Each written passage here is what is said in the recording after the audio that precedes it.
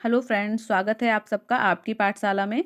Friend, जैसा कि आप सबको मालूम है, हम सॉल्व कर रहे हैं एजुटेरिया बुक प्रैक्टिस सेट, जो कि बिहार एसआई के लिए है। फ्रेंड्स, इसमें हमने अभी तक अपने पिछले लेक्चर में टोटल 9 सेट कंप्लीट कर लिए हैं। आज हम सेट नंबर 10 सॉल्व करने वाले हैं। फ्रेंड्स, ये आपके एग्जाम के लिए बहुत इंपॉर्टेंट है। टोटल 15 सेट हैं इसमें, जिसमें से 9 हमने सॉल्व कर लिए हैं पहले ही। आज हम 10 नंबर का जो प्रैक्टिस सेट है वो सॉल्व करेंगे। तो चलिए देख लेते हैं। देखिए फ्रेंड्स, ये 10 नंबर का है। 10, ठीक है। 9 नंबर तक हमने पहले ही सॉल्व कर लिए हैं। यदि आपने वीडियो नहीं देखा है तो प्लेलिस्ट में जाके जरूर चेकआउट कर लें।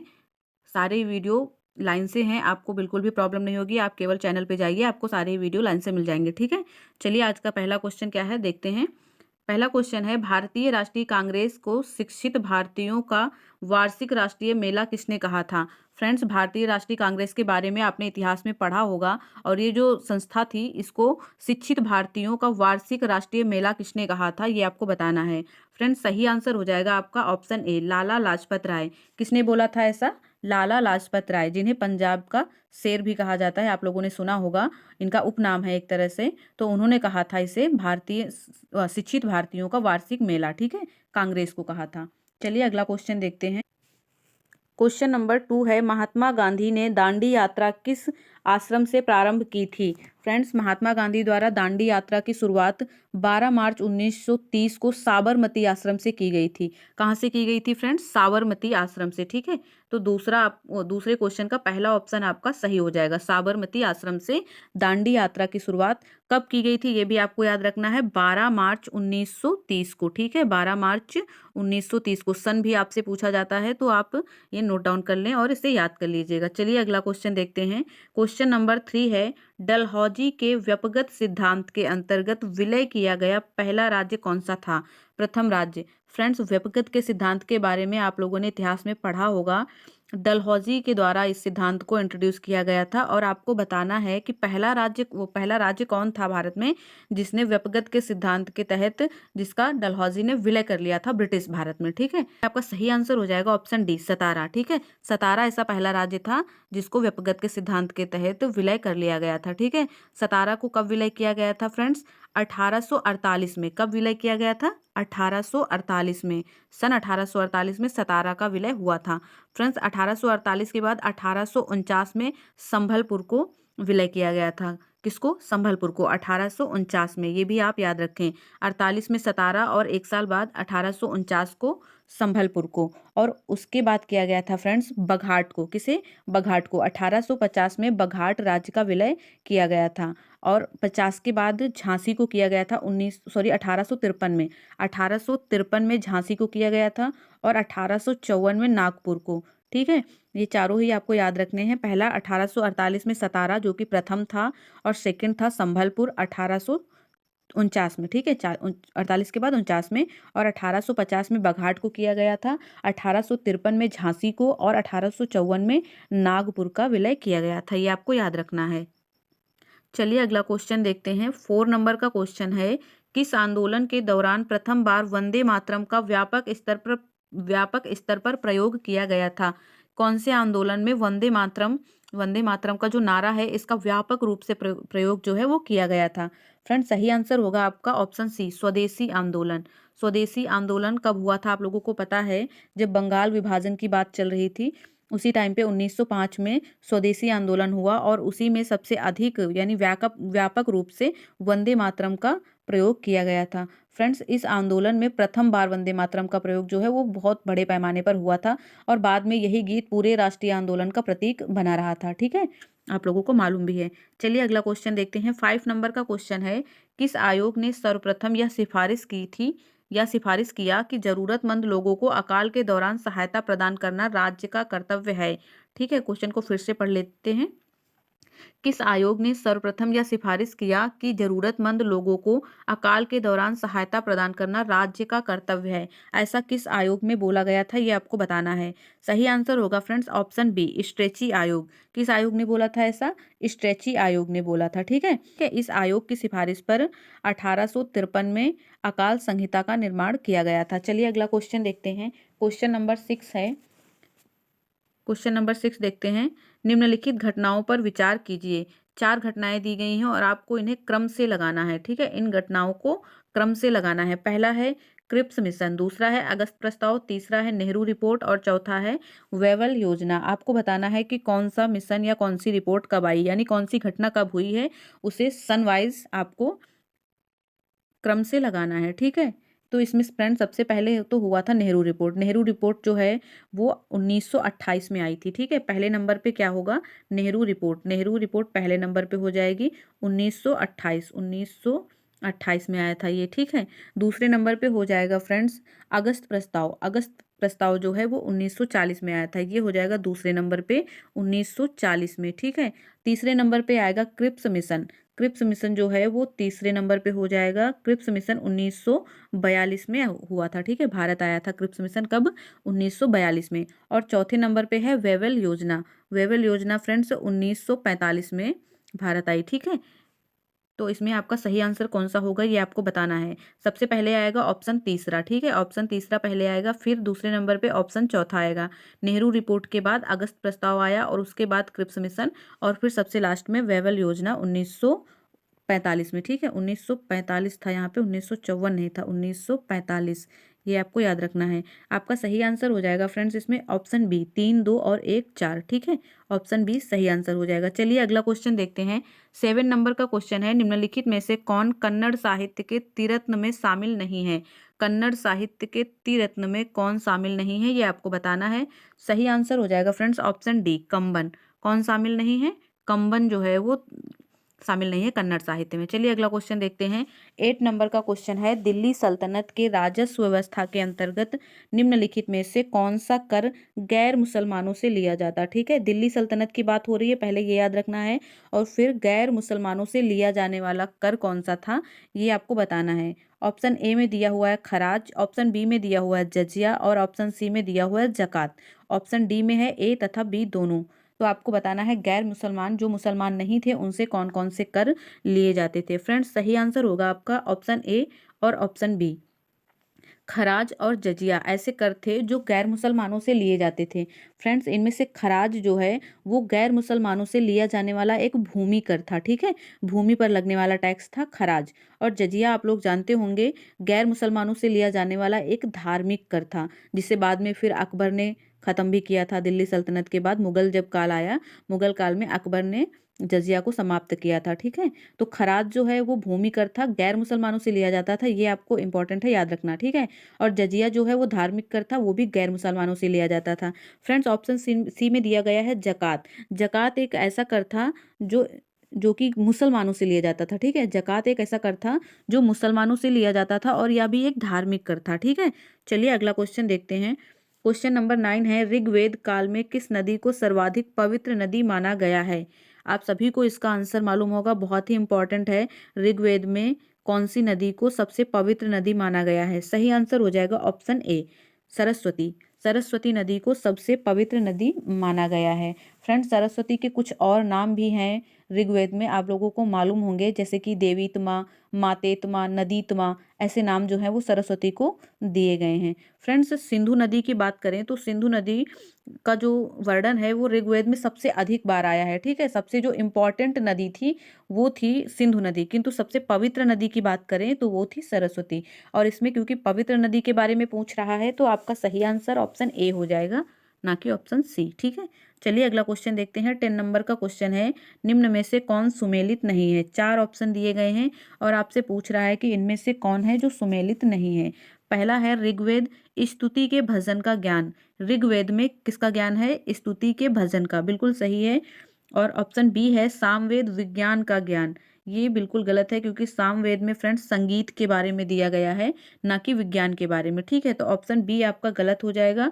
ऑप्शन सी है अथर्ववेद। अथर्ववेद में जादू के सूत्रों का ज्ञान, यानी जादू टोना के बारे में अथर्ववेद में कहा गया है, ये भी बिल्कुल सही है। और ऑप्शन डी है यजुर्वेद में यज्ञ संबंधी सूत्रों का ज्ञान दिया गया है, ये भी बिल्कुल सही हो जाएगा। ठीक है, और आपसे सही नहीं पूछ रहा है, यानी सुमेलित नहीं है, तो कौन सा सुमेलित नहीं है फ्रेंड्स, सुमेलित नहीं है ऑप्शन बी सामवेद। सामवेद में संगीत के बारे में, धुन के बारे में बताया गया है, ना कि विज्ञान के बारे में बताया गया है। ठीक है फ्रेंड्स, इन चारों वेदों को एक साथ मिलाकर क्या कहते हैं, ये भी आपको पता होना चाहिए। इनको कहा जाता है संहिता। ठीक है, क्या कहते हैं, संहिता। ठीक है, चारों वेदों को एक साथ मिलाकर कहते हैं। चलिए अगला क्वेश्चन देखते हैं। 11 नंबर का क्वेश्चन है, मुगल सम्राट अकबर ने किस वर्ष मजहरनामा की घोषणा की थी? अकबर के बारे में सभी एग्जाम में फ्रेंड्स क्वेश्चन आता है, क्योंकि मुगल काल का सबसे इम्पोर्टेंट जो है शासक है वो अकबर है। ठीक है, तो मजहरनामा की घोषणा कब की थी अकबर ने, ये आपसे पूछा जा रहा है।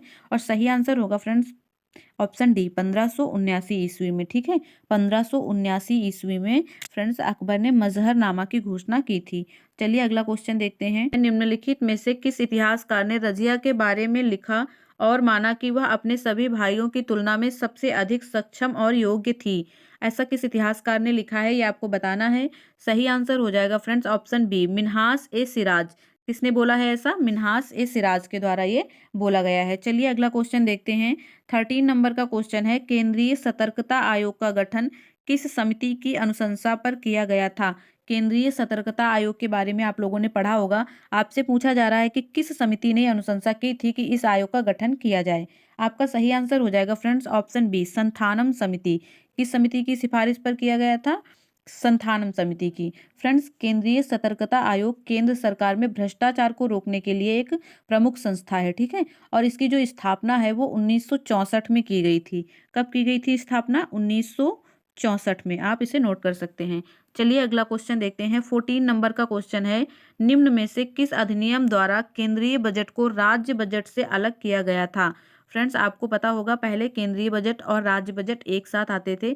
आपको बताना है कि किस अधिनियम के द्वारा केंद्रीय बजट को राज्य बजट से अलग कर दिया गया था, और ये तब हुआ था जब भारत आजाद नहीं था। ठीक है, पहले तो आपको बताना है कि किस अधिनियम के द्वारा ऐसा किया गया था। फ्रेंड्स, आपका सही आंसर हो जाएगा ऑप्शन सी, भारत शासन अधिनियम 1919। ठीक है, भारत शासन अधिनियम 1919 के तहत केंद्रीय बजट को राज्य के बजट से अलग किया गया था। चलिए अगला क्वेश्चन देखते हैं। 15 नंबर का क्वेश्चन है, निम्न में से कौन सा संवैधानिक निकाय नहीं है? संवैधानिक निकाय और गैर संवैधानिक निकाय, आपको मालूम होंगे दो तरह के निकाय होते हैं, यानी दो तरह के आयोग या संस्थाएं होती हैं। एक तो वो होती हैं जिन्हें संविधान में लिखा गया होता है, जो संवैधानिक हैं, जिनका जिक्र जो है वो संविधान में होता है, किसी न किसी आर्टिकल में होता है। और एक वो होती हैं जिनका जो गठन है वो कानून के द्वारा किया गया होता है। ठीक है, संसद द्वारा कानून बनाकर जिनको गठित किया गया होता है, लेकिन उनका जो जिक्र है वो संविधान में नहीं होता। वो संस्थाएं गैर संवैधानिक होती हैं। ठीक है फ्रेंड्स, आप नोट डाउन कर लें, मैं आपको बता दे रही हूँ कुछ ऐसे संवैधानिक संस्थाएं हैं जो इंपॉर्टेंट हैं। ठीक है, जिनका जो जो जिक्र है वो संविधान में है। जैसे कि हो गया निर्वाचन आयोग। फ्रेंड्स, निर्वाचन आयोग एक संवैधानिक संस्था है। उसके बाद एक और इम्पॉर्टेंट संस्था है संघ लोक सेवा आयोग, यूपीएससी। ठीक है, संघ लोक सेवा आयोग जो है वो भी एक संवैधानिक संस्था है। वैसे ही राज्य लोक सेवा आयोग है, वह भी एक संवैधानिक संस्था है। और वित्त आयोग के बारे में आप लोगों ने पढ़ा होगा, आर्टिकल 280। ठीक है, वित्त आयोग जो है वो भी एक संवैधानिक संस्था है। ऐसे ही कुछ इंपॉर्टेंट गैर संवैधानिक निकाय भी हैं, जैसे कि नीति आयोग। सबसे पहले नीति आयोग बहुत इंपॉर्टेंट है, एक गैर संवैधानिक निकाय है। ठीक है, उसके बाद होता है राष्ट्रीय मानवाधिकार आयोग। राष्ट्रीय मानवाधिकार आयोग के बारे में यदि आप लोगों ने पढ़ा है तो आप जान लें कि यह एक गैर संवैधानिक निकाय है। ठीक है, संविधान में इसका जो है जिक्र वो नहीं है। और एक और है केंद्रीय सूचना आयोग। केंद्रीय सूचना आयोग भी एक गैर संवैधानिक निकाय होता है, ये आप लोगों को याद रखना है। फ्रेंड्स, अभी आपने ऊपर केंद्रीय सतर्कता आयोग के बारे में पढ़ा, अभी ऊपर ही पढ़ा हमने केंद्रीय सतर्कता आयोग। ये देखिए 13 नंबर का क्वेश्चन है, केंद्रीय सतर्कता आयोग। फ्रेंड्स, यह भी एक गैर संवैधानिक निकाय है। ठीक है, ये आपको याद रखना है। चलिए अगला क्वेश्चन देखते हैं। 16 नंबर का क्वेश्चन है, निम्नलिखित में से किसे संसद की लोक लेखा समिति का मित्र, दार्शनिक और मार्गदर्शक कहा जाता है? लोक लेखा समिति और प्राक्कलन समिति, ये दो समितियां हैं संसद की जो बहुत इंपॉर्टेंट हैं। इनके बारे में आप जरूर पढ़ के जाएं, एग्जाम में कोई ना कोई क्वेश्चन इनसे जरूर बन जाता है। फ्रेंड्स, आपसे पूछा जा रहा है कि संसद की लोक लेखा समिति का मित्र, दार्शनिक और मार्गदर्शक किसे कहा जाता है? ठीक है, आपका सही आंसर हो जाएगा ऑप्शन बी, नियंत्रक एवं महालेखा परीक्षक। जी हाँ फ्रेंड्स, सीएजी की बात कर रहा है। सीएजी को कहते हैं लोक लेखा समिति का मित्र। ठीक है, चलिए अगला क्वेश्चन देखते हैं। 17 नंबर का क्वेश्चन है, निम्नलिखित में से कौन संघीय संविधान की विशेषता नहीं है?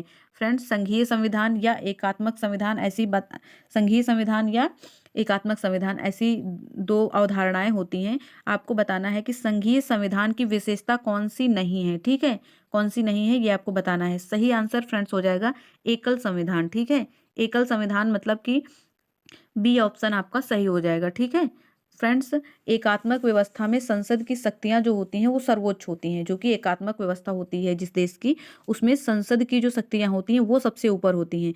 जबकि जहाँ पे संघात्मक शासन होता है वहाँ पे न्यायपालिका जो होती है वो सर्वोच्च होती है। सबसे ऊपर क्या होती है? न्यायपालिका। फ्रेंड्स एकात्मक शासन के अंतर्गत सभी शक्तियां जो होती हैं वो केंद्र के पास होती हैं। किसके पास होती हैं? केंद्र के पास, एकात्मक शासन में, ठीक है। किंतु जहां पर संघात्मक शासन होता है वहां पर केंद्र तथा राज्य दोनों के बीच शक्तियों का विभाजन होता है। तो अपने देश में कैसी व्यवस्था है ये आप लोगों को समझ में आ गया होगा, ठीक है। चलिए अगला क्वेश्चन देखते हैं। 18 नंबर का क्वेश्चन है, विवाह, तलाक तथा न्यायालय की अवमानना उच्च न्यायालय के किस क्षेत्राधिकार के अंतर्गत आता है? कुछ आपको दिए गए हैं, कुछ अवधारणाएं दी गई हैं, जैसे विवाह, तलाक और न्यायालय की अवमानना करना यानी उसका अपमान करना। उच्च न्यायालय की बात हो रही है, उच्च न्यायालय के किस क्षेत्राधिकार के अंतर्गत आता है ये आपको बताना है। फ्रेंड्स ये उच्च न्यायालय का प्रारंभिक क्षेत्राधिकार है, ठीक है, प्रारंभिक क्षेत्राधिकार। चलिए अगला क्वेश्चन देखते हैं। 19 नंबर का क्वेश्चन है, राज्य विधान परिषद में कितने सदस्यों का नामांकन राज्यपाल द्वारा किया जाता है? राज्य के जो विधान परिषद होती है वहां पर कितने सदस्यों का नामांकन राज्यपाल द्वारा किया जाता है ये आपको बताना है। फ्रेंड्स सही आंसर हो जाएगा ऑप्शन सी, 1/6 सदस्य। राज्यपाल द्वारा 1/6 सदस्यों को विधान परिषद में नामांकन दिया जाता है, ठीक है। तो ये आपको याद रखना है। फ्रेंड्स विधान परिषद के बारे में पिछले सेट में भी कई क्वेश्चन आ चुके हैं, इसलिए आपको याद रखना है, बहुत ही इंपॉर्टेंट है विधान परिषद। सभी राज्यों में नहीं होती है, वर्तमान में केवल 6 राज्यों में है, ये भी आपको याद रखना है। चलिए अगला क्वेश्चन देखते हैं। क्वेश्चन नंबर 20 है, संविधान का 126वां संविधान संशोधन विधेयक किस अनुच्छेद से संबंधित है? फ्रेंड्स 126 नंबर को जो संविधान संशोधन हुआ था वो किस अनुच्छेद से संबंधित है ये आपको बताना है, ठीक है। पहला ऑप्शन दिया गया है अनुच्छेद 331, दूसरा है अनुच्छेद 333, तीसरा है अनुच्छेद 338 और चौथा है अनुच्छेद 340। आपको बताना है 126वें संविधान संशोधन के द्वारा कौन से अनुच्छेद जो हैं वो जोड़े गए थे या किन से संबंधित है ये, ठीक है। फ्रेंड्स आपका सही आंसर हो जाएगा ऑप्शन ए, पहला और दूसरा, ठीक है। पहला यानी अनुच्छेद 331 और दूसरा अनुच्छेद 333, ये दोनों सही ऑप्शन हो जाएंगे। चलिए अगला देखते हैं। 21 नंबर का क्वेश्चन है, निम्न में से कौन सी विशेषता आयरलैंड के संविधान से नहीं ली गई है? ठीक है, कौन सी विशेषता है जो आयरलैंड के संविधान से नहीं ग्रहण की गई है? फ्रेंड्स आपका सही आंसर होगा ऑप्शन डी, केंद्र द्वारा राज्यपाल की नियुक्ति। ये जो है ये आयरलैंड के संविधान से हमने नहीं ग्रहण किया है। ऊपर के तीन ऑप्शन राज्य के नीति निदेशक तत्व और राष्ट्रपति की निर्वाचन पद्धति और राज्यसभा के सदस्यों के लिए नामांकन, ये तीनों ही चीजें आयरलैंड के संविधान से ली गई हैं, ठीक है, आपको याद रखना है। चलिए अगला क्वेश्चन देखते हैं। 22 नंबर का क्वेश्चन है, आपात उपबंध का संबंध संविधान के किस भाग से है? आपात उपबंध आप लोगों को मालूम होंगे, अनुच्छेद 352 से 360 तक आपातकाल के बारे में बताया गया है। 3 प्रकार के आपातकाल होते हैं, पहला तो राष्ट्रीय आपातकाल है, दूसरा है राष्ट्रपति शासन और तीसरा है वित्तीय आपातकाल। फ्रेंड्स तीनों के बारे में कौन से भाग में बताया गया है, यानी संविधान के किस भाग में इनका उल्लेख है, ये आपको बताना है। फ्रेंड्स सही आंसर हो जाएगा ऑप्शन सी, ऑप्शन सी भाग 18 यानी भाग 18 में अनुच्छेद 352 से 360 तक आपात उपबंध किए गए हैं, ठीक है, आपको याद रखना है। फ्रेंड्स ऑप्शन ए में दिया गया है भाग 15, भाग 15 में निर्वाचन संबंधी प्रावधान है, ये आपको याद रखने हैं। ऑप्शन बी में फ्रेंड्स भाग 17 दिया गया है, भाग 17 राजभाषा से संबंधित है, ठीक है, किससे संबंधित है? राजभाषा से, ठीक है। और ऑप्शन डी दिया हुआ है भाग 20, भाग 20 में संविधान संशोधन संबंधी प्रावधान है, ये भी आपको याद रखने हैं। चारों ही ऑप्शन मैंने आपको बता दिए, यदि नहीं आते हैं तो नोट डाउन कर लें। चलिए अगला क्वेश्चन देखते हैं। निम्नलिखित में से कौन सा कीटों से प्राप्त नहीं किया जा सकता?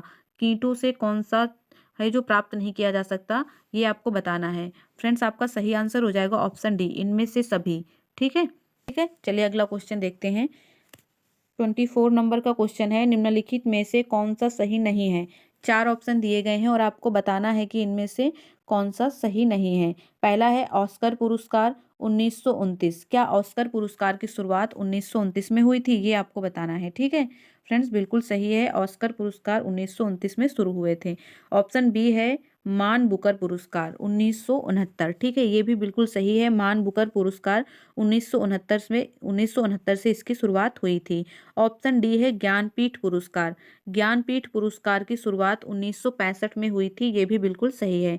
ऑप्शन डी है कलिंग पुरस्कार, कलिंग पुरस्कार 1951। ये सही नहीं होगा फ्रेंड्स, कलिंग पुरस्कार की शुरुआत 1951 से नहीं हुई थी। ठीक है, तो ऑप्शन डी आपका सही हो जाएगा, क्योंकि पूछ रहा है कि कौन सा सही नहीं है, तो डी सही नहीं होगा। कौन सा सही नहीं होगा? D option. चलिए अगला देखते हैं। 25 नंबर का क्वेश्चन है, रविंद्रनाथ टैगोर की गीतांजलि किसका संग्रह है? रविंद्रनाथ टैगोर द्वारा फ्रेंड्स गीतांजलि नामक ग्रंथ जो है वो लिखा गया है, और आपसे पूछा जा रहा है कि गीतांजलि में किसका संग्रह नहीं किया गया है। ठीक है, आपका सही आंसर होगा फ्रेंड्स ऑप्शन सी, कविताओं। गीतांजलि जो है, सॉरी, गीतांजलि में किसका संग्रह है, नहीं है, नहीं है, किसका संग्रह है। ठीक है, गलत पढ़ दिया मैंने। तो गीतांजलि में कविताओं का संग्रह है। ठीक है, गीतांजलि क्या है? कविताओं का संग्रह है, यानी एक पोयम बुक्स है गीतांजलि। फ्रेंड्स आपको याद रखना है, रविंद्रनाथ टैगोर जी को उनकी इस रचना के लिए यानी गीतांजलि के लिए उन्हें 1913 में नोबेल पुरस्कार भी मिल चुका है। कब मिला था? 1913 में। ठीक है, नोबेल पुरस्कार। चलिए अगला क्वेश्चन देखते हैं। क्वेश्चन नंबर 26 है, निम्नलिखित में से किस शहर को भारत का शून्य मील केंद्र के नाम से जाना जाता है? भारत का शून्य मील केंद्र के नाम से भारत के किस शहर को जानते हैं, ये आपको बताना है। सही आंसर हो जाएगा फ्रेंड्स ऑप्शन डी, नागपुर। किसको कहते हैं शून्य मील केंद्र? नागपुर को। चलिए अगला क्वेश्चन देखते हैं। 27 नंबर का क्वेश्चन है, भारत में सूचना का अधिकार अधिनियम कब अधिनियमित किया गया? सूचना का अधिकार अधिनियम कब आया, ये आपको बताना है। सही आंसर हो जाएगा 15 जून 2005। कब आया था फ्रेंड्स सूचना का अधिकार? 15 जून 2005 को। चलिए अगला क्वेश्चन देखते हैं। 28 नंबर का क्वेश्चन है, संयुक्त राष्ट्र सुरक्षा परिषद के अस्थायी सदस्यों की कार्य अवधि कितनी होती है? अस्थायी सदस्यों के बारे में बात कर रहा है। ठीक है, संयुक्त राष्ट्र सुरक्षा परिषद फ्रेंड्स, ये जो है संयुक्त राष्ट्र सुरक्षा परिषद, ये सुरक्षा परिषद की सबसे महत्वपूर्ण इकाई है। ठीक है, इसमें जो है वो 5 तो अस्थायी सदस्य देश होते हैं और 10 होते हैं, सॉरी 5 होते हैं स्थायी सदस्य देश। ठीक है, 5 तो स्थायी सदस्य देश होते हैं, और स्थायी सदस्य देश कौन कौन से हैं ये भी आपको मालूम होना चाहिए। पहला तो हो गया अमेरिका, दूसरा हो गया ब्रिटेन, तीसरा हो गया फ्रांस, चौथा हो गया रूस, और पांचवा हो गया अपना पड़ोसी चीन। ठीक है, तो 5 ऐसे देश हैं जो स्थायी रूप से उसके सदस्य हैं संयुक्त राष्ट्र की सुरक्षा परिषद के। ठीक है, और 10 जो होते हैं वो अस्थायी सदस्य होते हैं। ठीक है, 10 होते हैं अस्थायी और 5 होते हैं स्थायी। अब इसमें अस्थायी सदस्यों की कार्य अवधि कितनी होती है आपसे पूछ रहा है। ठीक है फ्रेंड्स, आपका सही आंसर है 2 वर्ष। ये जो 10 अस्थायी सदस्य होते हैं ये 2 वर्ष के लिए चुने जाते हैं। चलिए अगला क्वेश्चन देखते हैं। 29 नंबर का क्वेश्चन है, बेटन कप एवं रंगास्वामी कप किस खेल के प्रमुख शब्दावली हैं? बेटन कप और रंगास्वामी कप जो हैं वो किस खेल से संबंधित हैं, ये आपको बताना है। सही आंसर हो जाएगा ऑप्शन सी, हॉकी। किससे संबंधित हैं फ्रेंड्स? हॉकी से संबंधित हैं। कुछ और कप होते हैं हॉकी से संबंधित, जैसे कि आगा खां कप, ये भी आपको याद रखना है। बेटन कप, रंगास्वामी कप और आगा खां कप ये हॉकी से संबंधित होते हैं। वैसे ही फ्रेंड्स फुटबॉल से संबंधित कुछ कप होते हैं, इन्हें भी आप याद रखें, जैसे कि Durand cup, robbers cup, Merdeka cup, ये होते हैं फुटबॉल से संबंधित। ठीक है, डूरंड, रोबर्स और मर्डेका। और ऑप्शन बी में गोल्फ दिया हुआ है फ्रेंड्स, गोल्फ से संबंधित कुछ कप होते हैं, उन्हें भी आप नोट डाउन कर लें, ये भी एग्जाम में पूछे जाते हैं। ठीक है, बाकर कप, सर्किट कप और डनहिल कप, और एक होता है राइडर कप। ये सारे कप जो होते हैं वो गोल्फ से संबंधित होते हैं। मैं एक बार फिर से बोल रही हूँ, आप लोग नोट डाउन कर लें। बाकर cup, circuit cup, Dunhill cup और राइडर कप, ये सभी गोल्फ से संबंधित होते हैं। फ्रेंड्स ऑप्शन डी में बैडमिंटन दिया हुआ है, बैडमिंटन से संबंधित भी कुछ कप होते हैं, जैसे कि नारंग कप और अमृत दीवान कप, ये सभी कप आपको याद रखने हैं। ठीक है, जो क्वेश्चन में पूछे गए हैं वो हैं हॉकी से संबंधित बेटन कप और रंगास्वामी कप, ये तीनों ही आपको याद रखने हैं। चलिए अगला क्वेश्चन देखते हैं। 30 नंबर का क्वेश्चन है, जैव विविधता का सबसे महत्वपूर्ण पहलू है। जैव विविधता का सबसे महत्वपूर्ण पहलू क्या होता है, ये आपको बताना है। सही आंसर फ्रेंड्स होगा ऑप्शन डी, पारिस्थितिकी तंत्र का निर्वहन। ठीक है, जैव विविधता का सबसे जो इम्पोर्टेंट पहलू है वो है पारिस्थितिकी तंत्र का निर्वहन। चलिए अगला क्वेश्चन देखते हैं। 31 नंबर का क्वेश्चन है, निम्न में से कौन एक प्रवाल विरंजन का सबसे अधिक प्रभावी कारक है? प्रवाल विरंजन क्यों होता है, इसका सबसे जो प्रभावी कारक है वो आपको बताना है। फ्रेंड्स सही आंसर होगा ऑप्शन सी, सागरीय जल के सामान्य तापमान में वृद्धि। जब सागर का जल जो है महासागरों में, जब जल में तापमान में वृद्धि हो जाती है तो प्रवाल विरंजन देखने को मिलता है। ठीक है, चलिए अगला क्वेश्चन देखते हैं। 32 नंबर का क्वेश्चन है, निम्नलिखित आर्द्र क्षेत्रों में किन्हें रामसर का दर्जा प्राप्त है?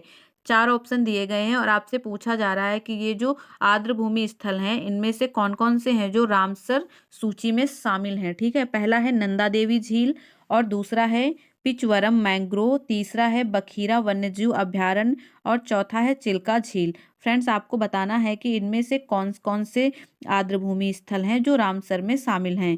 फ्रेंड्स, ये चारों ही स्थल रामसर सूची में शामिल हैं, ये आपको याद रखना है। चारों ही स्थल शामिल हैं रामसर में, जैसे कि नंदा झील, पिचवरम मैंग्रोव, बखीरा वन्यजीव अभयारण्य और चिल्का झील, ये सभी शामिल हैं। आपको इन्हें याद कर लेना है। ऑप्शन बी आपका इस तरह से सही हो जाएगा। ठीक है, चारों ही शामिल होंगे। चलिए अगला क्वेश्चन देखते हैं। हाल ही में भारत की पहली निजी ट्रेन सेवा की शुरुआत की गई है, उसका नाम क्या है। फ्रेंड्स, भारत में निजी ट्रेन सेवा भी शुरू हो गई है, तो आपको बताना है कि उसका नाम क्या है। ठीक है, सही आंसर होगा ऑप्शन सी। ठीक है, ऑप्शन सी भारत गौरव। भारत गौरव जो ट्रेन है वह भारत की पहली निजी ट्रेन होगी। ठीक है, चलिए अगला क्वेश्चन देखते हैं। 34 नंबर का क्वेश्चन है, भारतीय राष्ट्रीय राजमार्ग प्राधिकरण ने किस राष्ट्रीय राजमार्ग पर बिटुमिनस कंक्रीट सड़क का निर्माण कर गिनीज वर्ल्ड रिकॉर्ड बनाया है। क्वेश्चन को फिर से रीड कर लें। भारतीय राष्ट्रीय राजमार्ग प्राधिकरण ने किस राष्ट्रीय राजमार्ग पर बिटुमिनस कंक्रीट, ठीक है, बिटुमिनस कंक्रीट सड़क का निर्माण कर गिनीज वर्ल्ड बुक में, गिनीज वर्ल्ड जो है वहां पे रिकॉर्ड बनाया है। ठीक है फ्रेंड्स, सही आंसर हो जाएगा आपका ऑप्शन बी NH53। ठीक है, नेशनल हाईवे 53। चलिए अगला क्वेश्चन देखते हैं। 35 नंबर का क्वेश्चन है, नामसाई घोषणा पत्र का संबंध किस राज्य से है। नामसाई घोषणा पत्र जो है उसका संबंध कौन से राज्यों से है, ये आपको बताना है। फ्रेंड्स, सही आंसर होगा असम और अरुणाचल प्रदेश। ठीक है, ऑप्शन डी जो है वो सही हो जाएगा। चलिए अगला क्वेश्चन देखते हैं। 36 नंबर का क्वेश्चन है, किस मंत्रालय द्वारा मिशन शक्ति की शुरुआत की गई है। मिशन शक्ति की जो है वो शुरुआत किस मंत्रालय द्वारा की गई है, ये आपको बताना है। सही आंसर हो जाएगा ऑप्शन बी महिला एवं बाल विकास मंत्रालय द्वारा। महिला एवं बाल विकास मंत्रालय के द्वारा मिशन शक्ति की शुरुआत की गई है, ये आपको याद रखना है। बी ऑप्शन सही हो जाएगा। चलिए अगला क्वेश्चन देखते हैं। 37 नंबर का क्वेश्चन है, अग्निपथ रक्षा योजना के अंतर्गत कितनी अधिकतम आयु के आवेदक उम्मीदवार हो सकते हैं। अग्निपथ योजना के बारे में आपने सुना होगा, आर्मी के लिए है यह योजना, तो आपको बताना है अधिकतम आयु क्या होगी, इसमें उम्मीदवारों की जो है वो अधिकतम आयु क्या होगी। फ्रेंड्स, अधिकतम आयु होगी 21 वर्ष। ठीक है, 17 से 21 वर्ष के बीच के लोग इसमें फॉर्म भर सकते हैं। ठीक है, ये आपको बताना था। चलिए अगला क्वेश्चन देखते हैं। 38 नंबर का क्वेश्चन है, भारत का पहला अमृत सरोवर किस राज्य में बनकर तैयार हुआ है। भारत का पहला है और नाम है अमृत सरोवर, कौन से राज्य में बनकर तैयार हुआ है। फ्रेंड्स, सही आंसर होगा ऑप्शन ए उत्तर प्रदेश। कौन से राज्य में तैयार हुआ है, उत्तर प्रदेश में। ठीक है, यूपी में परवाई पंचायत में बनकर यह तैयार हुआ है, यूपी की परवाई पंचायत में। चलिए अगला क्वेश्चन देखते हैं। 39 नंबर का क्वेश्चन है, एलिजाबेथ बर्न किस देश की नई प्रधानमंत्री बनी है। एलिजाबेथ बर्न, ठीक है, नाम क्या है इनका, एलिजाबेथ बर्न, और कौन से राज्य की प्रधानमंत्री बनी है ये बताना है। राष्ट्रपति की बात नहीं हो रही है फ्रेंड्स, प्रधानमंत्री बनी है ये बताना है आपको। सही आंसर हो जाएगा ऑप्शन ए। ठीक है, फ्रांस की प्रधानमंत्री हैं ये। फ्रांस की प्रधानमंत्री कौन है, एलिजाबेथ बर्न। फ्रेंड्स, ये जो एलिजाबेथ बर्न है ये इस पद पर पहुंचने वाली दूसरी महिला हैं। ठीक है, फ्रांस की दूसरी महिला हैं जो इस पद पर पहुंची हैं, यानी प्रधानमंत्री के पद पर पहुंची हैं। फ्रांस के फ्रेंड्स राष्ट्रपति कौन है, इमैनुअल मैक्रोन। ठीक है, राष्ट्रपति हैं इमैनुअल मैक्रोन और प्रधानमंत्री हैं एलिजाबेथ बर्न, ये आपको याद रखना है। चलिए अगला क्वेश्चन देखते हैं। क्वेश्चन नंबर 40 है, हाल ही में हाल ही में किसे, ठीक है, क्वेश्चन कट गया है ऊपर से थोड़ा, हाल ही में किसे प्रथम लता दीनानाथ मंगेशकर पुरस्कार से सम्मानित किया गया है। पहली बार दिया गया है फ्रेंड्स, और किसे दिया गया है ये आपको बताना है। लता दीनानाथ मंगेशकर पुरस्कार बहुत ही इंपॉर्टेंट है, आपको याद रखना है। ये दिया गया है हमारे प्रधानमंत्री नरेंद्र मोदी जी को। ठीक है, पहला लतानाथ दीना मंगेशकर पुरस्कार 2022 में दिया गया, और किसे दिया गया है, नरेंद्र मोदी जी को। चलिए अगला क्वेश्चन देखते हैं। 41 नंबर का क्वेश्चन है, राजस्थान के नायडारा में विश्व की सबसे ऊंची भगवान शिव की प्रतिमा को स्थापित किया जा रहा है, जिसका नाम है। फ्रेंड्स, राजस्थान में स्थापित की गई है और विश्व की सबसे ऊंची प्रतिमा है, और इसकी जो ऊंचाई है वो है 351 फीट ऊंची। ठीक है, कितनी है, 351 फीट ऊंची है, और विश्व की सबसे ऊंची प्रतिमा होगी ये। ठीक है, इसका नाम बताना है। पहली बात तो ये भगवान शिव की प्रतिमा है, और इसका नाम क्या होगा ये आपको बताना है। फ्रेंड्स, इसका नाम है स्टैचू ऑफ बिलीफ। क्या नाम है इसका, स्टैचू ऑफ बिलीफ। ठीक है, चलिए अगला क्वेश्चन देखते हैं। 42 नंबर का क्वेश्चन है, हिंदी भाषा में एमबीबीएस कोर्स शुरू करने वाला देश का पहला राज्य कौन बना है? फ्रेंड्स, हिंदी भाषा में एमबीबीएस की पढ़ाई करवाने वाला देश का पहला राज्य मध्य प्रदेश बन गया है। ये आपको याद रखना है। कौन सा राज्य है? मध्य प्रदेश। फ्रेंड्स, बिहार को लेके भी ऑप्शन ए में देखो बिहार दिया गया है। बिहार को लेके भी एक ऐसा क्वेश्चन है जो इंपॉर्टेंट हो जाता है। बिहार में फ्रेंड्स इंजीनियरिंग की पढ़ाई करने वाला पहला इंजीनियरिंग कॉलेज बना है। ठीक है, इंजीनियरिंग की पढ़ाई हिंदी में करने वाला। ठीक है, इंजीनियरिंग की पढ़ाई हिंदी भाषा में करवाने वाला पहला इंजीनियरिंग कॉलेज कौन सा है, ये आपसे पूछा जाएगा और आपका आंसर होगा एनआईटी पटना। कौन सा हो जाएगा? एनआईटी पटना। चलिए अगला क्वेश्चन देखते हैं। 43 नंबर का क्वेश्चन है, वैश्विक शांति सूचकांक 2022 में कौन सा देश प्रथम स्थान पर रहा? वैश्विक शांति सूचकांक के बारे में पूछ रहा है। 2022 में प्रथम स्थान किसका रहा है, ये आपको बताना है। सही आंसर होगा फ्रेंड आइसलैंड। किसका होगा? आइसलैंड का। फ्रेंड्स, भारत का स्थान पूछे इसमें तो आपका आंसर होगा 135वां। भारत का स्थान क्या है? 135वां स्थान है भारत का।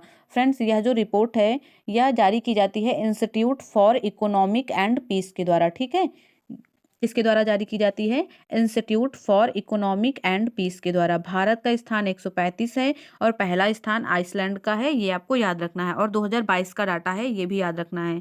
चलिए अगला क्वेश्चन है, ओनली वन अर्थ विषय के साथ 2022 में कौन सा दिवस मनाया गया? ओनली वन अर्थ विषय यानी थीम किस दिवस की रही, ये आपको बताना है और सही आंसर हो जाएगा फ्रेंड्स ऑप्शन सी, पर्यावरण दिवस। अर्थ को देखकर आप पृथ्वी दिवस बिल्कुल भी ना टिक करें। सही ऑप्शन है ऑप्शन सी, पर्यावरण दिवस। ठीक है, पर्यावरण दिवस की थीम क्या थी 2022 में? Only one earth. ठीक है फ्रेंड्स, प्रतिवर्ष 5 जून को मनाया जाता है। क्या क्या मनाया जाता है 5 जून को? पर्यावरण दिवस। आप लोगों को पता है ना, पर्यावरण दिवस जो है वो 5 जून को मनाया जाता है और 2022 में इसकी थीम थी ओनली वन अर्थ। ठीक है, और फ्रेंड्स पृथ्वी दिवस की बात करें तो पृथ्वी दिवस की जो थीम थी वो थी इन्वेस्ट इन अवर प्लैनेट। क्या थी? Invest in our planet. पृथ्वी दिवस की थी इन्वेस्ट इन अवर प्लैनेट और पर्यावरण की थी ओनली वन अर्थ। ठीक है, 5 जून को पर्यावरण दिवस मनाया जाता है। 45 नंबर का क्वेश्चन है, 19वां नैम शिखर सम्मेलन 2023 का आयोजन कहाँ किया जाएगा? NAM NAM. ठीक है, 19वां नैम शिखर सम्मेलन जो है उसका जो आयोजन है 2023 में वो कहाँ किया जाएगा, ये आपको बताना है। सही आंसर हो जाएगा ऑप्शन ए, युगांडा में। कहाँ किया जाएगा फ्रेंड्स? युगांडा में किया जाएगा।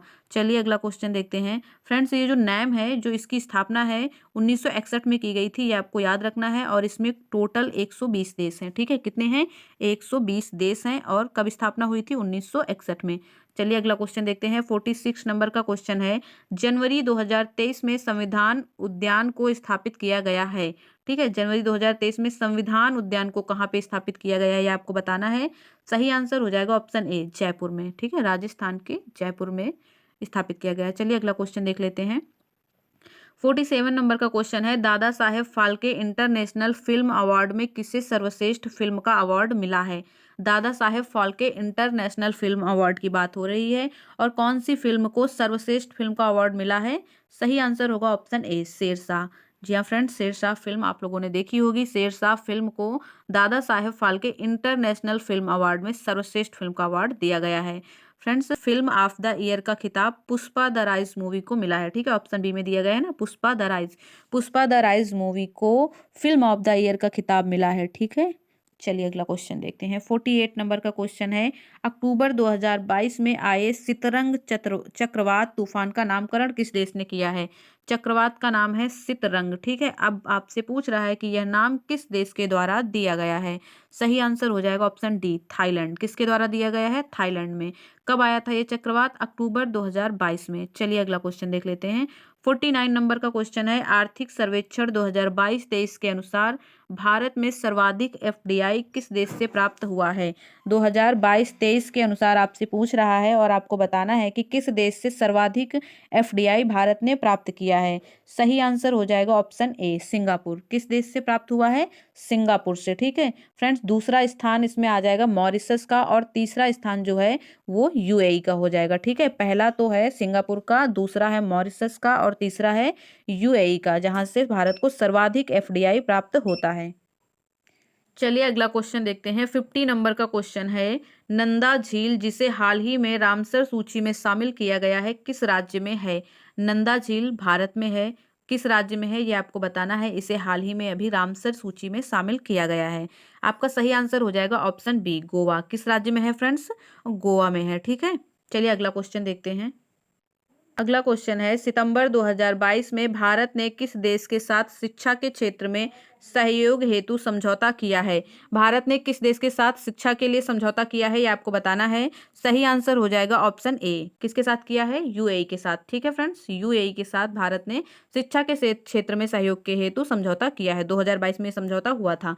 चलिए फ्रेंड्स अगला क्वेश्चन देखते हैं। 52 नंबर का क्वेश्चन है, भारत का दूसरा सबसे बड़ा राष्ट्रीय जलमार्ग कौन सा है? राष्ट्रीय जलमार्ग की बात कर रहा है, दूसरा पूछ रहा है आपसे। ठीक है, पहला नहीं। सही आंसर हो जाएगा NW4। ठीक है, चलिए अगला देखते हैं। 53 नंबर का क्वेश्चन है, भारतमाला परियोजना की घोषणा कब की गई थी? भारतमाला परियोजना नाम से एक योजना चल रही है और आपसे पूछा जा रहा है कि इसकी जो घोषणा है वो कब हुई थी। फ्रेंड्स आपका सही आंसर हो जाएगा ऑप्शन डी, 25 अक्टूबर 2017। जी हाँ, 25 अक्टूबर 2017 को भारतमाला परियोजना की घोषणा की गई थी। फ्रेंड्स इस परियोजना के तहत लगभग 26,000 किलोमीटर सड़क का निर्माण करने की योजना सरकार ने बनाई है। चलिए अगला क्वेश्चन देखते हैं। 54 नंबर का क्वेश्चन है, भारत में सबसे अधिक ऊंचाई पर स्थित झील कौन सी है? भारत की बात कर रहा है और सबसे अधिक ऊंचाई पर स्थित झील कौन सी है ये क्वेश्चन पूछ रहा है। ठीक है, आपका सही आंसर हो जाएगा ऑप्शन बी, चोलामू झील। जी हाँ फ्रेंड्स, चोलामू झील भारत की सबसे ऊंचाई पर स्थित झील है और यह सिक्किम राज्य में स्थित है। कहाँ पर है? सिक्किम में है, ये आपको याद रखना है।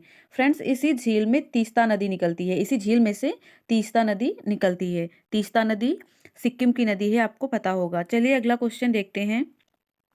55 नंबर का क्वेश्चन है, पाकिस्तान की सीमा किस भारतीय राज्य के साथ सबसे ज्यादा लंबी लगी है? पाकिस्तान की सीमा भारतीय राज्यों से सटी हुई है, ये आपको पता है। आपको बताना है कि कौन से राज्य की सीमा है जो पाकिस्तान से सबसे ज्यादा लंबी लगी हुई है। ठीक है फ्रेंड्स, आपका इसमें सही आंसर हो जाएगा ऑप्शन बी, राजस्थान। ठीक है, राजस्थान की सीमा जो है वो पाकिस्तान से सबसे लंबाई में है। ठीक है, 1180 किलोमीटर। टोटल कितनी है? 1180 किलोमीटर की सीमा साझा करता है राजस्थान पाकिस्तान के साथ। ठीक है फ्रेंड्स, पाकिस्तान के साथ भारत के 3 राज्य सीमा साझा करते हैं। पहला तो राजस्थान हो गया, फिर गुजरात और पंजाब। और आपको याद रखना है इनमें से सबसे लंबी सीमा राजस्थान के साथ लगती है। लगभग कितनी है? 1180 किलोमीटर की। ठीक है, चलिए अगला क्वेश्चन देखते हैं। 56 नंबर का क्वेश्चन है, आटाकामा रेगिस्तान स्थित है। आटाकामा मरुस्थल कहाँ स्थित है ये आपसे पूछ रहा है। सही आंसर हो जाएगा ऑप्शन बी, उत्तरी चिली। जी हाँ फ्रेंड्स, चिली जो देश है उसके उत्तर में आटाकामा मरुस्थल स्थित है। ठीक है, यह विश्व का सबसे बड़ा मरुस्थल नहीं है। विश्व का सबसे बड़ा मरुस्थल सहारा मरुस्थल है। ठीक है, ये नहीं है, आपको याद रखना है। विश्व का सबसे बड़ा मरुस्थल सहारा मरुस्थल है। चलिए अगला क्वेश्चन देखते हैं। 57 नंबर का क्वेश्चन है, मगारी तथा हिंद किसकी सहायक नदी हैं? 2 नदियों के नाम दिए गए हैं और आपसे पूछ रहा है कि यह किसकी सहायक नदियां हैं। ठीक है, मगारी तथा हिंद। फ्रेंड्स मगारी तथा हिंद जो हैं वो कावेरी की सहायक नदियां हैं। ठीक है, कावेरी की सहायक नदियां हैं मगारी तथा हिंद। कुछ और सहायक नदियां हैं कावेरी की, जैसे कि वर्धा, तुंगभद्रा, ये सारी किसकी नदियां हैं? कावेरी की नदियां हैं, सहायक नदियां हैं। ठीक है, चलिए अगला क्वेश्चन देखते हैं। 58 नंबर का क्वेश्चन है, उत्तरी अंडमान की सबसे ऊंची चोटी है। अंडमान निकोबार जो अपना राज्य है, केंद्र शासित प्रदेश है, उसमें उत्तरी अंडमान की सबसे ऊंची चोटी कौन सी है ये आपसे पूछ रहा है। सही आंसर हो जाएगा option A, sandal peak. Sandal peak नाम की चोटी है जो कि उत्तरी अंडमान की सबसे ऊंची चोटी है। ठीक है, चलिए अगला क्वेश्चन देखते हैं। 59 नंबर का क्वेश्चन है, चावल उत्पादन में भारत का कौन सा राज्य प्रथम स्थान रखता है? भारत में चावल के उत्पादन में प्रथम राज्य आपको बताना है। सही आंसर आप सबको मालूम भी होगा, पश्चिम बंगाल। ठीक है, पश्चिम बंगाल में फ्रेंड्स सबसे अधिक चावल का उत्पादन होता है। ठीक है, इसमें से अगर गेहूं के उत्पादन की बात करें तो सबसे ज़्यादा गेहूं का उत्पादन यूपी में होता है। यूपी में सबसे ज़्यादा गेहूं का उत्पादन होता है और सबसे ज़्यादा चावल का उत्पादन पश्चिम बंगाल में होता है। फ्रेंड्स एक और क्वेश्चन बनता है, मूंगफली का सबसे ज़्यादा उत्पादन कहाँ होता है? तो आपको बताना है गुजरात में, ठीक है। मूंगफली का सबसे ज़्यादा उत्पादन गुजरात में होता है। चलिए अगला क्वेश्चन देखते हैं। 60 नंबर का क्वेश्चन है, भारत का कौन सा राज्य 100% विद्युतीकरण रेलवे नेटवर्क वाला भारत का पहला राज्य बना है?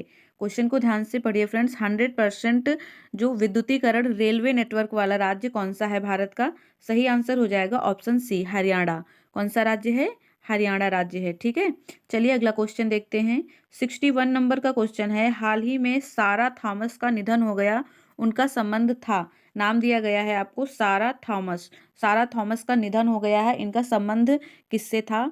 ये क्या थी, ये आपसे पूछा जा रहा है। फ्रेंड्स सही आंसर होगा ऑप्शन ए, ये एक लेखिका थी, ठीक है। सारा थॉमस एक लेडी हैं और ये लेखिका थी, ये आपको याद रखना है फ्रेंड्स। इन्होंने टोटल 17 उपन्यास लिखे हैं, ठीक है। और इनको 1979 में केरल साहित्य अकादमी पुरस्कार भी दिया गया था। ये कुछ पॉइंट है इनके बारे में जो आपको याद रखने हैं।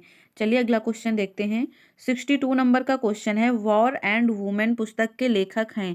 पुस्तक का नाम दिया गया है वॉर एंड वुमेन, और आपको बताना है कि वॉर एंड वुमेन जो पुस्तक है उसके लेखक का नाम क्या है। सही आंसर हो जाएगा ऑप्शन ए, M.A. हसन। क्या नाम है? M.A. हसन।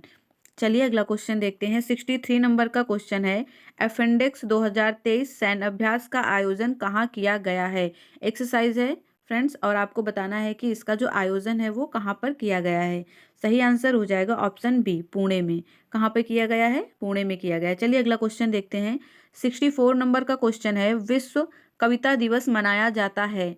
कितने तो दिवस मनाए जाने लगे हैं फ्रेंड्स, आपको बहुत बहुत सारे याद रखने पड़ते हैं, बहुत सारे एग्जाम में अब पूछे भी जाते हैं ये, लेकिन कुछ इंपॉर्टेंट होते हैं जिन्हें आपको बहुत अच्छे से याद करना है। उसके लिए मैं एक अलग से वीडियो लेके आऊँगी जिसमें सारे दिवस होंगे, इंपॉर्टेंट होंगे। वैसे तो हर दिन कोई ना कोई दिवस आ ही जाता है, पर जो बहुत ज़्यादा इंपॉर्टेंट हैं उनका एक वीडियो लेके आऊँगी, उसे आप ज़रूर वॉच करिएगा, आपकी बहुत हेल्प होगी उससे, ठीक है।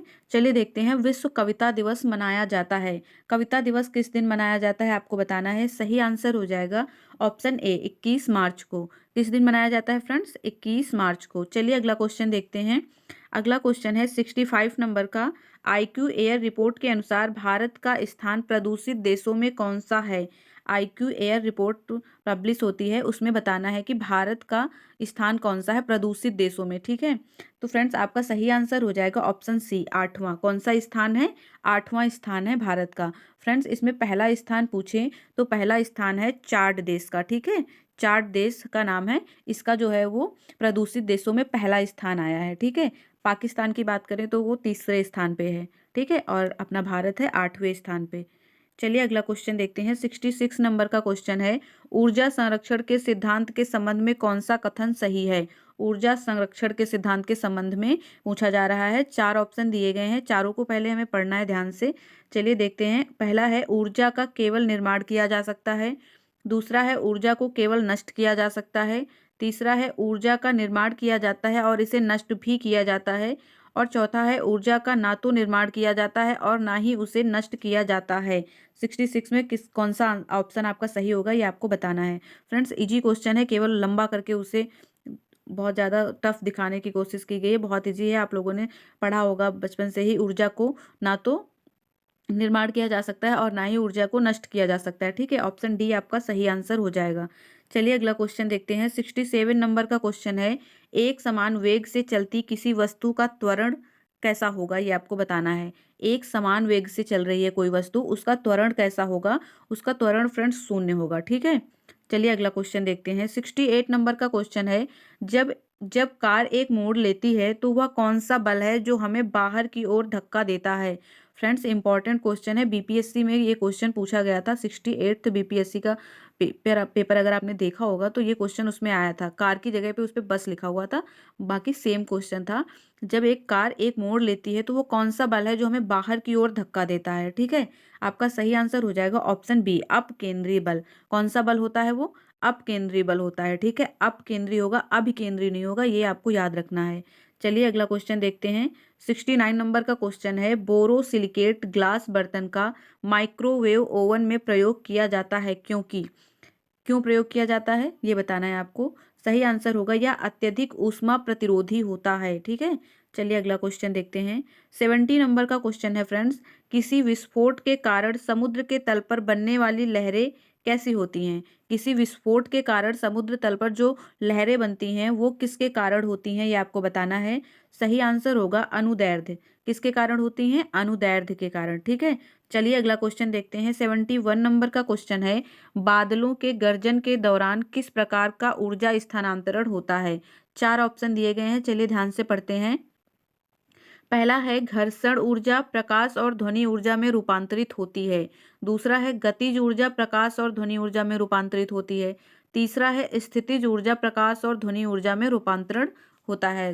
स्थितिज ऊर्जा का प्रकाश और ध्वनि में रूपांतरण होती है। ऑप्शन डी है गतिज ऊर्जा विद्युत स्थैतिज ऊर्जा में रूपांतरित होती है। गतिज ऊर्जा विद्युत स्थैतिज ऊर्जा में रूपांतरित होती है। आपको सही आंसर चुनना है। फ्रेंड्स, सही आंसर हो जाएगा ऑप्शन बी, गतिज ऊर्जा प्रकाश और ध्वनि ऊर्जा में रूपांतरित होती है। क्वेश्चन भी याद रखें आप कि केवल आंसर पे ध्यान चला गया, क्वेश्चन भूल ही गए क्या था। क्वेश्चन है बादलों के गर्जन के दौरान किस प्रकार की ऊर्जा स्थानांतरित होती है। ठीक है, तो ऐसा होता है कि बादलों के गर्जन के समय गतिज ऊर्जा प्रकाश और ध्वनि ऊर्जा में रूपांतरित होती है।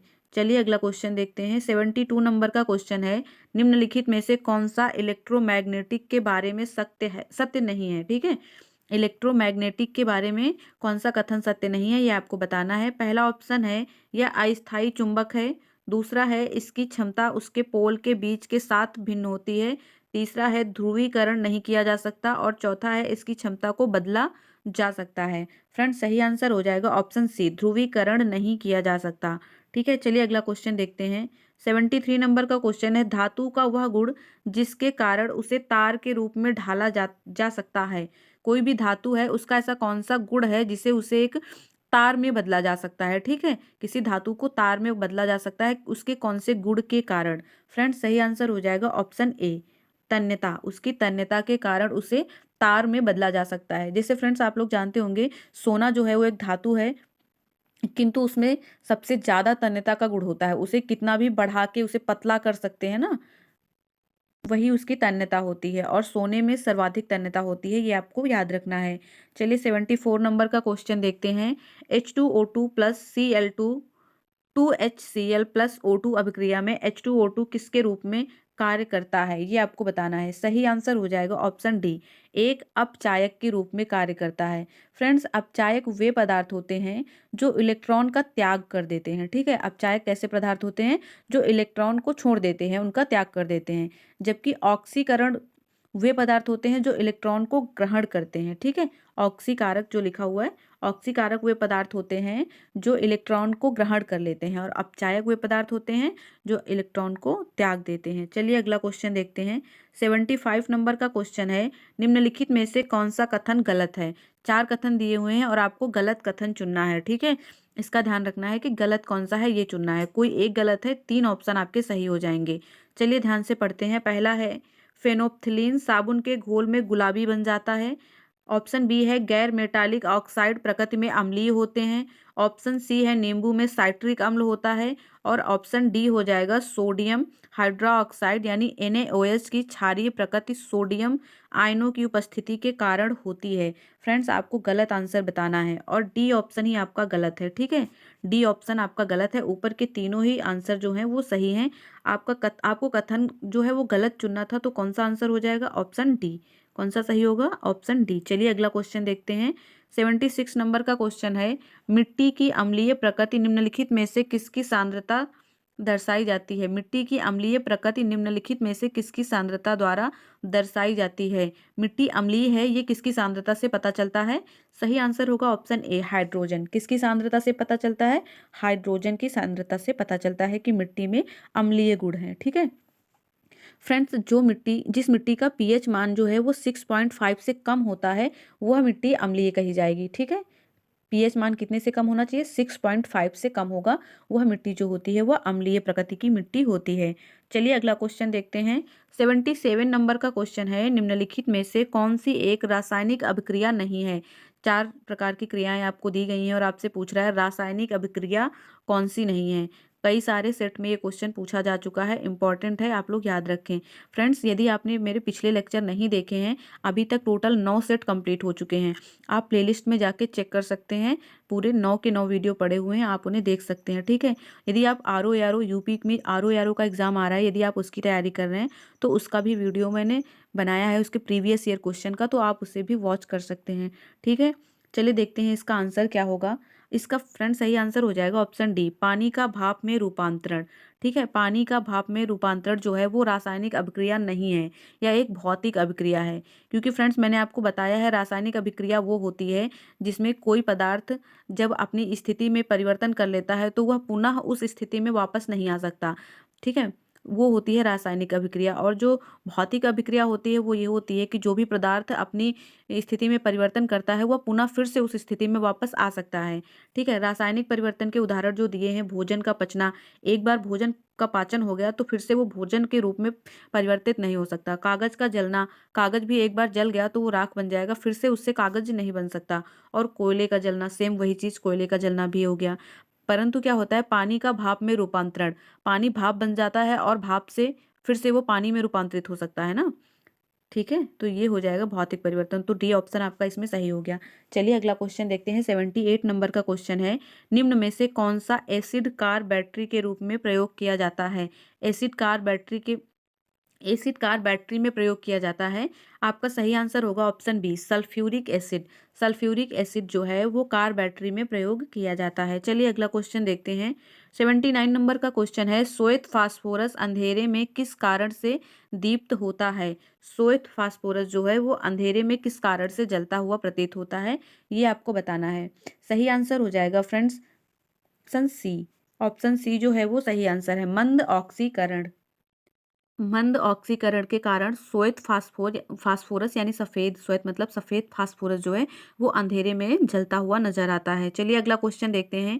80 नंबर का क्वेश्चन है, लिक्विड पेट्रोलियम गैस यानी एलपीजी के घटकों में निम्न में से कौन शामिल है। एलपीजी गैस जो हमारे घरों में प्रयोग की जाती है खाना पकाने में, तो उसमें पूछ रहा है कि कौन कौन से जो घटक हैं वो शामिल होते हैं। फ्रेंड्स, आपका सही आंसर होगा ऑप्शन डी, यानी 2, 3 और 4। दूसरा, तीसरा और चौथा, प्रोपेन, ब्यूटेन और ब्यूटालिन, ये 3 प्रकार की गैसें हैं जो एलपीजी गैस में मिश्रित होती हैं। चलिए अगला क्वेश्चन देखते हैं। 81 नंबर का क्वेश्चन है, संक्षारण की समस्या को कम करने के लिए निम्नलिखित में से कौन सा तरीका प्रयोग में लाया जाता है। किसकी समस्या को कम करने के लिए, संक्षारण की समस्या को कम करने के लिए। संक्षारण की समस्या को कम करने के लिए कौन सा जो तरीका है वो प्रयोग में लाया जा सकता है। पहला है पेंटिंग, दूसरा है गैल्वनीकरण और तीसरा है एनोडीकरण, चौथा है इलेक्ट्रोलाइसिस और पांचवा है मिश्र धातु का निर्माण। इलेक्ट्रोलाइसिस और मिश्र धातु का निर्माण। फ्रेंड्स, आपका पहला ऑप्शन तो सही हो जाएगा, दूसरा भी सही है, तीसरा सही नहीं है, चौथा भी सही है और पांचवा भी सही है। तो आपका कौन सा ऑप्शन सही हो जाएगा इनमें से, पहला, दूसरा, तीसरा और पांचवा। पहला, दूसरा, तीसरा, तीसरा और पांचवा, ठीक है, ये ऑप्शन आपके सही होंगे। चौथा सही नहीं है, ठीक है, ये सही नहीं होगा, ठीक है। पहले मुझे लगता है गलत बताया, ये सही नहीं होगा। तो आपका सही आंसर हो जाएगा ऑप्शन बी, पहला, दूसरा, तीसरा और पांचवा। चलिए अगला क्वेश्चन देखते हैं। 82 नंबर का क्वेश्चन है, मसूड़ों में रक्तस्राव, दांतों का गिरना, अस्थियों का भंगुर होना एवं घाव घाव भरने में देरी निम्न में से किस विटामिन की कमी से होता है। आपको पता चल चुका होगा कौन सी विटामिन की कमी से ये सारे लक्षण हमें दिखाई देते हैं। मसूड़ों में जो खून आना, दांतों का गिरना, अस्थियों का कमजोर होना, ठीक है, घाव, कोई भी घाव शरीर में है तो उसे भरने में देरी लगना, तो ये सारी चीजें किस विटामिन की कमी से होती हैं, विटामिन सी की कमी से। कौन से विटामिन की कमी से होती हैं फ्रेंड्स, विटामिन सी की कमी से ये सारे लक्षण हमें प्रतीत होते हैं। चलिए अगला क्वेश्चन देखते हैं। 83 नंबर का क्वेश्चन है, निम्नलिखित में से किस प्राकृतिक पदार्थ में लोहा विद्यमान होता है। ठीक है, लोहा मतलब Fe विद्यमान होता है, किस प्राकृतिक पदार्थ में पूछ रहा है, ठीक है। सही आंसर हो जाएगा ऑप्शन बी, मायोग्लोबिन। मायोग्लोबिन जो होता है उसमें क्या होता है, लोहा होता है, ठीक है। फ्रेंड्स, कैरेटिन दिया हुआ है, कैरेटिन फ्रेंड्स एक प्रकार का जो है प्रोटीन होता है, ये आपको याद रखना है। चलिए अगला क्वेश्चन देखते हैं। क्वेश्चन नंबर 84 है, निम्नलिखित में से कौन सा सरीसृप वर्ग का जंतु नहीं है। सरीसृप वर्ग का जंतु कौन नहीं है, ये आपको बताना है। सही आंसर हो जाएगा option C, ostrich. Friends, ostrich जो है वो सरीसृप वर्ग में नहीं आता है, बाकी के किंग कोबरा और उड़न छिपकली, ये सारे सरीसृप हैं। चलिए अगला क्वेश्चन देखते हैं। 85 नंबर का क्वेश्चन है, निम्नलिखित कथनों पर विचार कीजिए। निम्नलिखित कथनों पर विचार करना है। दो ऑप्शन दिए गए हैं और आपको बताना है कि कौन सा ऑप्शन सही है। ठीक है, सही कथन आपको चुनना है। पहला दिया हुआ है, हमारे दंत क्षय हेतु अम्ल जिम्मेदार होते हैं। ऑप्शन बी है, दांतों के मध्य फंसे खाद्य पदार्थ अम्ल निर्मोचित करने में सहायक होते हैं। फ्रेंड्स, दोनों ही कथन बिल्कुल सही हैं। ऑप्शन सी आपका सही आंसर हो जाएगा। 86 नंबर का क्वेश्चन है, एम्फीसाइमा निम्नलिखित में से किसे प्रभावित करता है। एम्फीसाइमा किसे प्रभावित करता है, यानी शरीर के कौन से अंग को प्रभावित करता है एम्फीसाइमा, ये आपको बताना है। सही आंसर हो जाएगा फ्रेंड्स ऑप्शन ए, फेफड़ा। किसे प्रभावित करता है, फेफड़े को प्रभावित करता है एम्फीसाइमा। चलिए अगला क्वेश्चन देखते हैं। 87 नंबर का क्वेश्चन है, निम्नलिखित में से कौन सुमेलित नहीं है। चार ऑप्शन दिए हुए हैं और आपसे पूछ रहा है कि इनमें से कौन कौन सा सुमेलित नहीं है। ठीक है, नहीं है बताना है। चलिए देखते हैं। पहला दिया हुआ है आयोडीन 123, ये मोतियाबिंद का उपचार है। ठीक है, कोबाल्ट 60 नाम से जो उपचार है वो किसका है, कैंसर का उपचार है। ठीक है, कोबाल्ट 32 ये ल्यूकेमिया के लिए थेरेपी है। और फास्फोरस 32 ये रक्त प्रवाह का अनुरेखण है। ठीक है, आपको बताना है कि इनमें से कौन सा सुमेलित नहीं है। फ्रेंड्स, ऑप्शन ए गलत होगा, आपको पता है मोतियाबिंद के उपचार में आयोडीन 123 जैसा कोई भी उपचार नहीं होता है। बाकी तीन ऑप्शन जो हैं वो आपके सही हो जाएंगे। चलिए अगला क्वेश्चन देखते हैं। 88 नंबर का क्वेश्चन है, निम्नलिखित में से कौन एक जड़ नहीं है।